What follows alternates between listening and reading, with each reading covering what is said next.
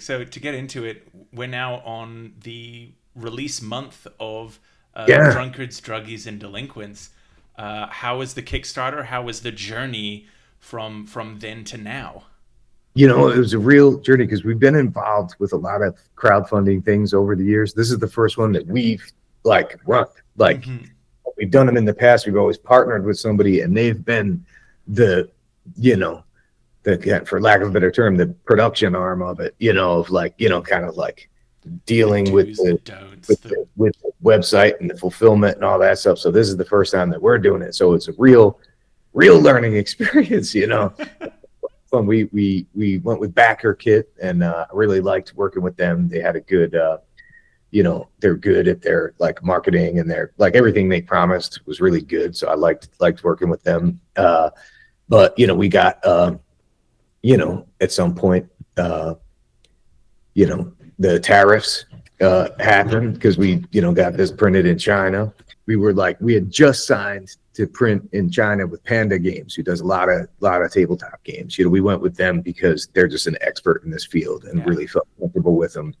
And I know from like being a vendor on a lot of jobs, like we're not always the cheapest option, but we can guarantee what we say. And I got that from Panda. It's like, hey, we do a lot of these games. We know how they work. And I'm like, I believe you. And they've been great. They were great across the board. But then, like, the 145% tariffs were like announced. And I'm like, oh, this is going to kill us. We were breaking even, maybe a little bit better than break even. And this is going to like totally sink it. And then it went down to like 30 something percent. And then it went back up to 100. Luckily, ours came in during the 30% time. So it wasn't as bad, but still, I mean, we decided to eat the cost rather than pass it on because it's like we're a company and not a an individual. Hmm. But it was a bummer, where we probably won't make money on this first run. But if people buy them, we'll make another run and we'll make money on that one maybe. But it was fun to do the whole process. A lot of things like one hiccup we had with the fulfillment, right? It's like at one point, you're doing stretch goals, and then there's like, one of our stretch goals is we'll add the beer koozie that was only available as an add-on or with the deluxe set. I was like, oh, we'll make a thing. Everybody gets the beer koozie for free, right? Hmm. We didn't realize like, oh, we also, because it was all automated, it went to the people who just got the digital download version, and then all of a sudden they get a bill for shipping, and they're like, "Why am I paying shipping? I just like ordered a digital version." And Yeah. then it's like, "Oh, because we're shipping you a beer koozie that you didn't ask for." And they're like, "What?" So we had to be like, "Hey, we'll just ship you the beer koozie for free. You gotta Don't figure worry out about like papercraft, like print this out on like cardboard at home and build your own beer koozie with that logo on it. it." Yeah. So we just sent it to them. So we're like, okay, we'll send those out because it wasn't a huge amount at the digital downloads. This is here's a beer koozie, not connected to a beer. I'm sure I've got a higher quality asset of that in the press kit that I can throw up on the screen here. Yeah, right on. But yeah, oh yeah, here's the box. The box pretty cool, right? Yeah, the The gorgeous classic D&D look. yeah. That's the other thing you can't really might not be able to tell so well in this light, but like it all is very like black light reactive, like Ooh. all the cards and inks and stuff, are And pretty. that's the same through like the DM screen as well, if I'm not mistaken, right? Yeah, exactly. Yeah, if you take the DM screen, like you got the Skinner one, which I love. Same thing. You can't. It's not the best lighting over the internet, but in person in a dark room, it's great. And same with all these, do the same thing. Like all this. Oh, all the item cards and stuff too. This is one of my favorite item cards. A stick. Trusty stick. You can find Yeah, wherever. It's every adventurer's first weapon. yeah. We got this big honking. It's like the biggest D12 that we could get made custom. That has our little drunken vomiting titmouse as your 12 on there. Getting them physically in, to go from the papercraft. How quickly did you, get everyone together to run a game? What's Oh, it was pretty quick. We were trying to get it for Gen Con. right? Mm-hmm. We went to Gen Con and we had a panel and some stuff and some events, and we did the thing about Gen Con though, we didn't do our due because I'm used to going to Gary Con, right? And Gary Con is like you know, there's no issue with drinking at Gary Con, right? You could drink anywhere at any table all the time, whatever you want, right? At Gen Con, there's no drinking in the convention center. So I was like, oh, we can't run this. I thought we were going to be able to run it at Gen Con. And they were like, oh, we can't. So we had to go book a bar, like walking distance away from the convention center. And that was fun because we had people who came specifically. Basically, we did our panel at Gen Con. And at the end, we announced like, hey, anybody who wants to walk over to this bar after the panel with us, we'll play the game and we'll buy you drinks, and some food. And we did. We had a big group that walked over who attended the panel. We played the game there, but because it's Gen Con and there's a lot of people attending Gen Con at the bars, we picked up a bunch of other people who were just at the bar, playing it. So that was fun. So we did our first playtest with the actual printed item because Panda, rather than shipping us the first 5, they just brought them to Gen Con and gave them to us. So if they're going to be there anyway, that totally makes sense. Exactly. That's great to be able to have that in the bar setting so that it's not just the people walking by who happened upon it, but no, these are people who want to be here. These are people who accept the risks of joining in this game.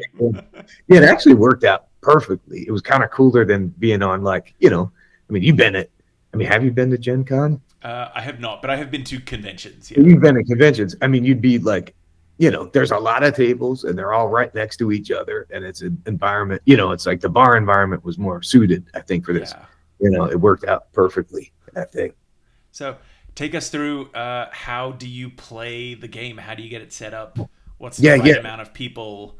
Yeah, it's very, we're very into rule of cool or rule 0 in this. We wanted to have all the rules are on these 2 screens, right? Everything you need to play. Because initially we had done it as a client gift. We redid them. We rewrote it and redid it. All your tables and all your monsters are on here. Everything you need to basically understand how to play the game is on here. There's also a YouTube video with Alexei walking you through how to play the game, which we can also set for people drinking. And when we play tested this, right?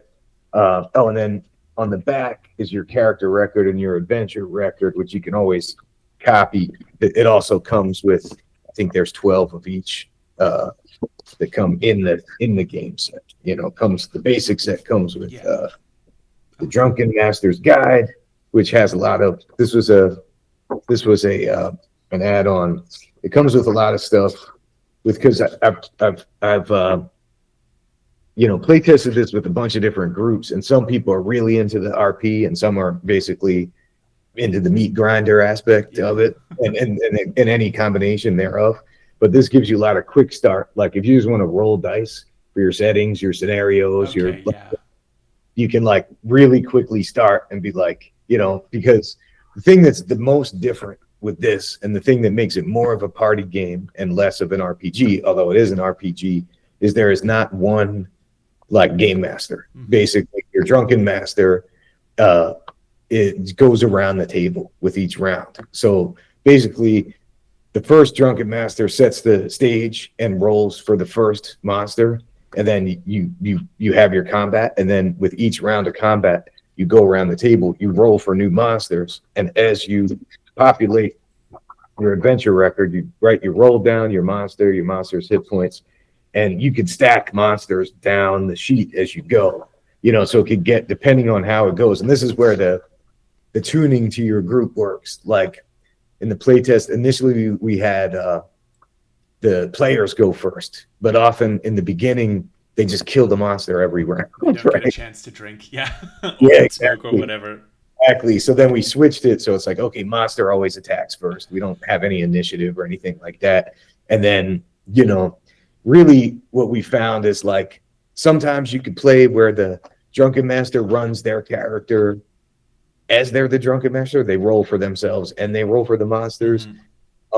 And sometimes not. And that's usually a thing of feeling it out. It's are we killing the monsters too easily every time? Well, then Drunken Master doesn't run a player when they're at the.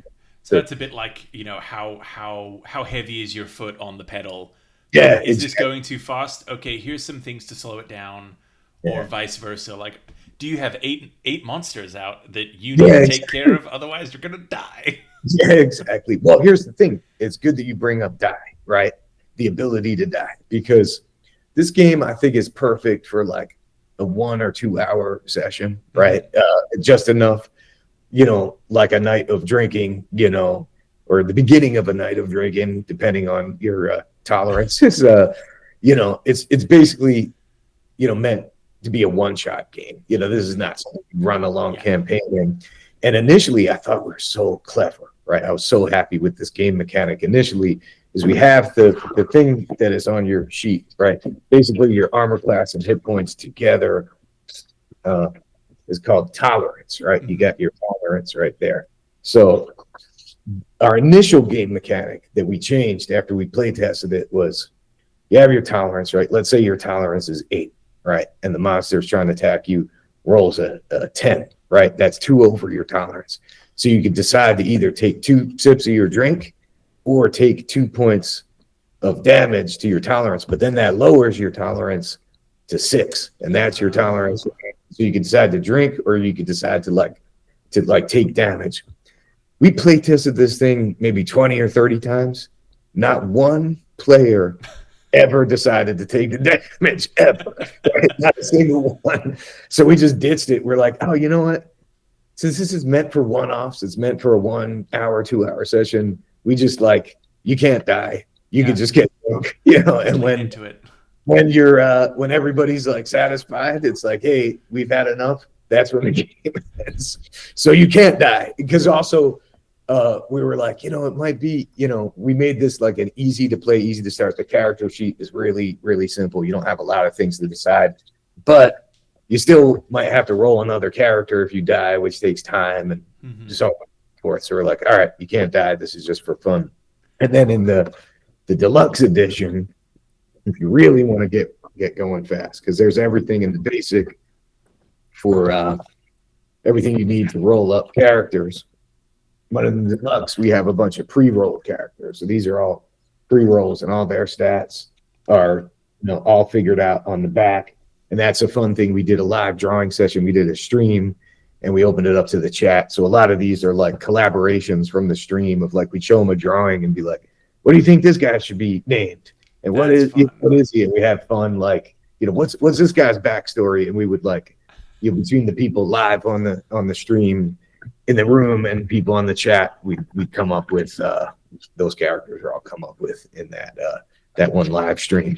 So yeah, basically you just go down the adventure record, you roll, the screen goes around the room. You don't have to physically pass the screen. Oh, because another thing in the playtesting is you realized we had all the rules on the screens, and it was hard to see. It's all very small because we tried to fit it onto the screens, but then we need big ass cards that people can read with all the rules on the big cards, all the rules for every character class on the big cards, so that you can, like if you have a character, you keep the character class card next to your, because I think we did 2 of each character class cards, so you can keep the card next to your character record, so you could be like, oh, I didn't write down all the information. What's my unique trait? Oh, my unique trait is, if you are a pontificator here, your unique trait is you must constantly perform a monologue narrating every game moment in great detail, or drink if you are caught being quiet. So that pontificator, for the right person, is a really fun character class. Here's for the item cards, for these big cards that are going to be in the table, that are going to be in the hazardous space. Are they waterproof? What are they made out of?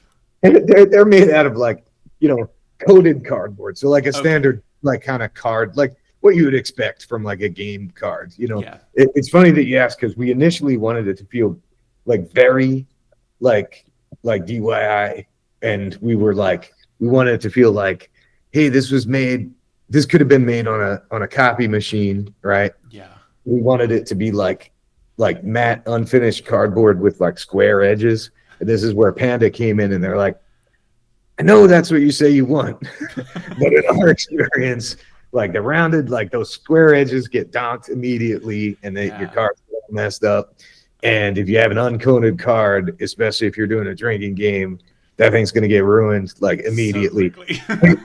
Get ruined. They're just not going to get ruined as quickly.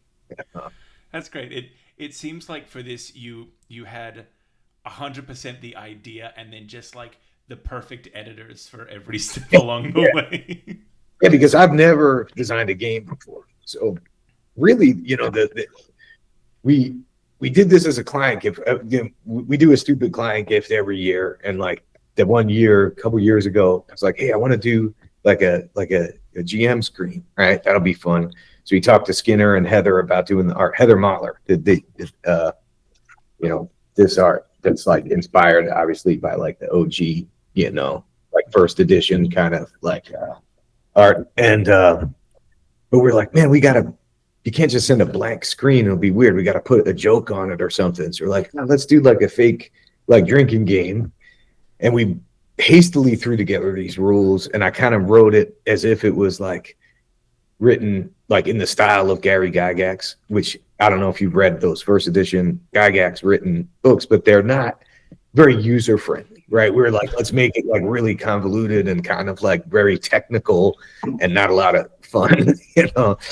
And like the people who understood the joke really got it. I didn't think anybody was going to play it. Like, I Yeah. thought it was a joke. And then people played it and they're like, hey man, this is great. And it was actually Luke Gygax who was like, you should do this as like a crowdfunding thing. And I was like, oh, I hadn't thought about that. And then so we started getting it together, and now it exists because of that. So, you know, it was really it really came together in a way that was very organic. It wasn't like, hey, we're gonna make a game and we're gonna do this thing and we're gonna set it up. It kind of like it was like a cross dissolve into making a game or a fade in instead of a hard start on to making this game. And it's just for fun. And like I said, I'd never designed a game. So Alexei, who's one of our creative directors at Titmouse, he had designed this really pop. You should look it up. It's bizarre.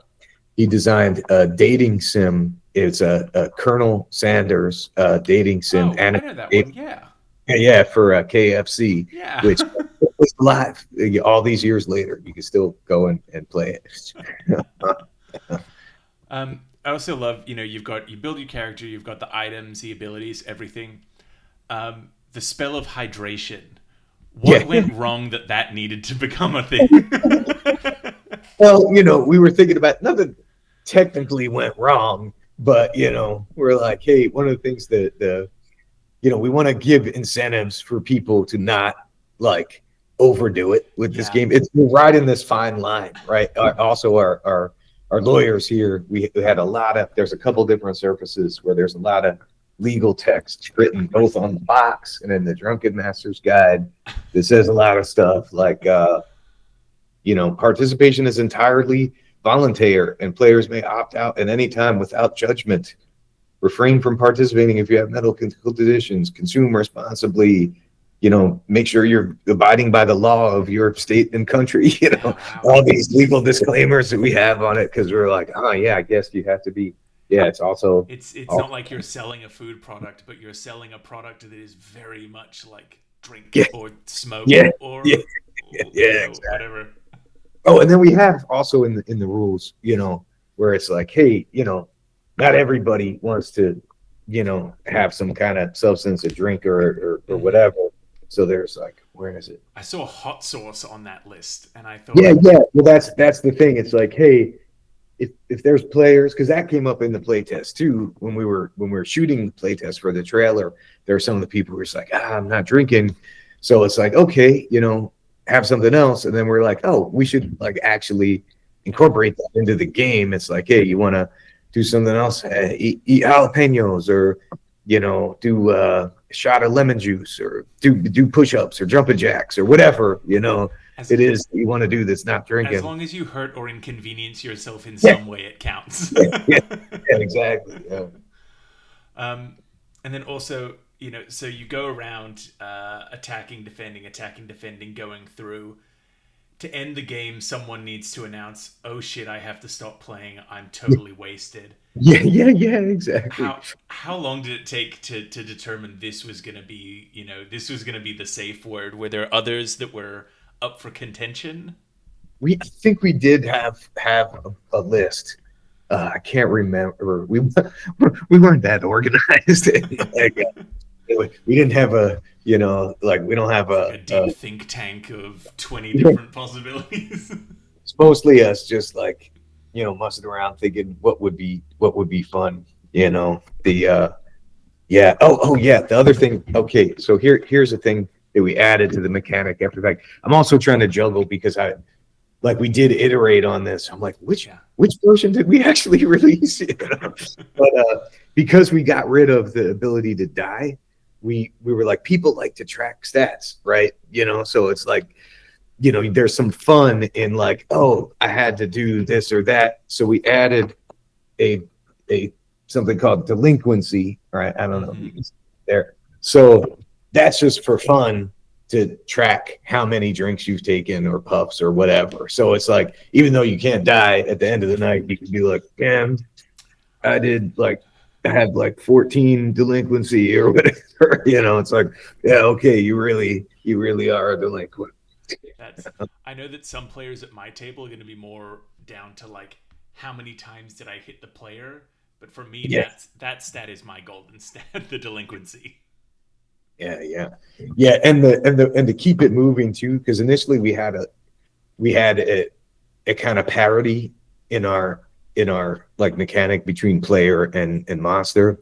We realized, well, the monsters can't drink, right? They're imaginary, and Mm-hmm. also like it was just you know rolling, having the game master, once you stack the board, like you can get to a point where your adventure record, you can have a bunch of live monsters. Like if especially there's some where it's like, oh, three more monsters or something. There's some ways where it can like get out of control. And when the drunken master is sitting there just rolling for all the monsters, and like the other players are waiting, we're like, you know what?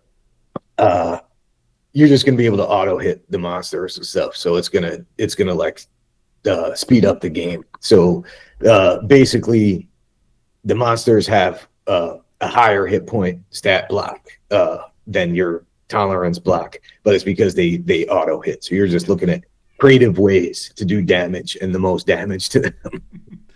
um, and yeah, so you've rolled up your characters, you've picked a drunken master. Yeah, How does the round work? It starts with the monsters. What is yeah. the DM doing, and then what are the players doing in retort to that? So the way I recommend having the most fun with this is being in character, doing some RP, because that's a lot of the fun. And the first drunken master will set the stage. They can either use the drunken master's guide to roll something up, or they can say, whatever, you're at the mouth of a deep dark dungeon, or however you want to do it. But it's definitely set up like a meat grinder. So then rolls for the monster. We do have a setup for like the first time you play. You don't have to roll like a real easy, like start with this monster, do this, do that, so you can like get into it. But generally in a round, you'd roll for the monster. That monster attacks. Then you say to everybody, like, there's no initiative. You just go around the table like a board game. It's like, hey, what would you like to do? And then people can look at their items, their equipment. You decide, what do they want to, if they want to use one of these items are burned. Equipment, you have one equipment and that stays with you. You have two items, and the items, once you use them, they're burned. But you can, based on your hydration thing, if you drink an entire glass of water, you can get an item back to incentivize people to like drink responsibly. And then maybe you kill that monster, maybe you don't. If you kill him, he gets a notch off on the skull and crossbones column there. Mm-hmm. The screen moves over to the next person. They're now the drunken master. They roll for the new monster and or monsters, and it continues along like that. And really, if you are playing this like murder hobos, you could just it could just be a straight up combat game, and you could just try to, creatively kill as many of these monsters as possible. But in the more fun, playtest sessions I've had is when everybody got into their character and yeah, and still creatively described ways that they killed the monsters, but had a little RP in there too. But this is definitely like a combat system. It is not much more than that. So like many RPGs, it is what you make of it. It's BYO roleplay. Yeah, yeah. How many monsters are there? You know, I assume that there's like, you know, some tips for creating your own as well. I know that puns are mandatory.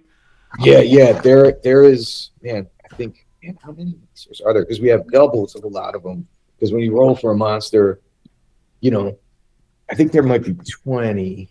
Because we had thought about it being a D20 system at first, but then we're like, oh, why don't we make it a D12 system? And then a lot of the monsters have the same number. Not a lot, but a few of them have the same number, so you can choose. So it's not always the same. So like some of the monsters, like if you roll like an 8, you could do a stoned petrifier or a booze hound.